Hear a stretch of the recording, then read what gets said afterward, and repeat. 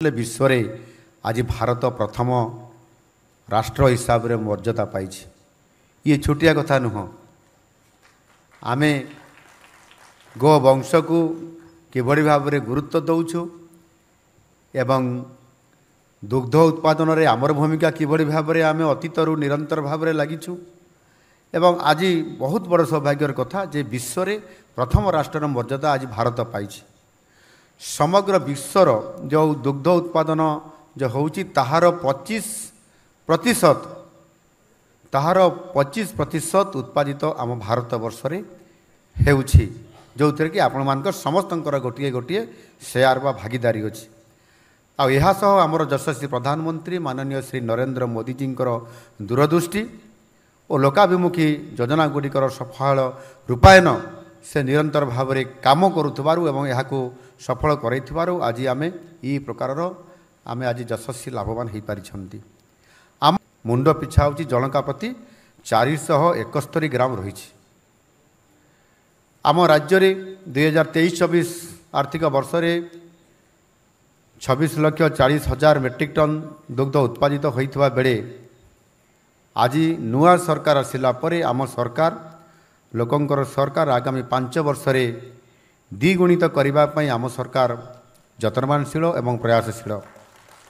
से आमर यही लोकंक सरकार राज्य रे गोपालनर विकास दुग्ध उत्पादन वृद्धि करने आम सरकार आरंभ करिछंती मुख्यमंत्री कामधेनु योजना।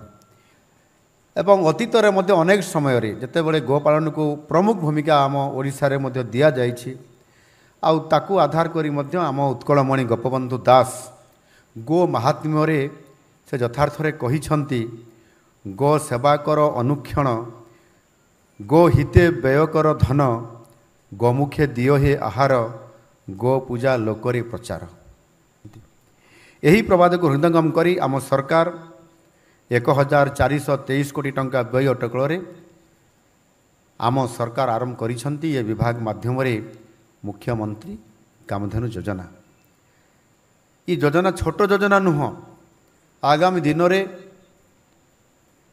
ग्रामीण अर्थनीति एवं विशेष करिकी जो माने गोपालन करुछंती सामान्य पई स्वतंत्र फोकस करिबा पई ग्रामर अर्थनीति को रुद्धिमंत करने ये गोटे स्वतंत्र योजना एवं ये पंचवार्षिक योजना।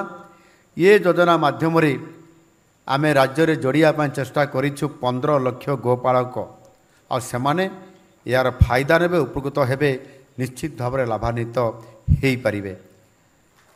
2024-25 आर्थिक वर्ष रे यही योजना रे गत वर्ष आर्थिक वर्ष रे आमे 3 लाख हिताधिकारी को आमे 71 कोटी टंकार अनुदान राशि मध्य दे सारिछु और तार उपकृत मध्य आम चाषी माने पाई सारे। यही कामधेनु योजनार अधीन रे गुड़ाए छोट छोट योजना अच्छी उपयोजना गुड़िक अच्छी जमीती मईसी उद्योग विकास योजना गोपालन योजना माई बाछरी पालन योजना गो संपद बीमा योजना गोपालकों को आर्थिक प्रोत्साहन प्रदान घास चाष पाई प्रोत्साहन परी अनेक उपादान इथिरे अंतर्भुक्त अच्छी जो थे कि एबे जो माने स्वतंत्र भाव में काम करुछंती तांकु आमे मध्य एबे सम्मानित करागला एवं सेमान को पुरस्कार मध्य दियागला।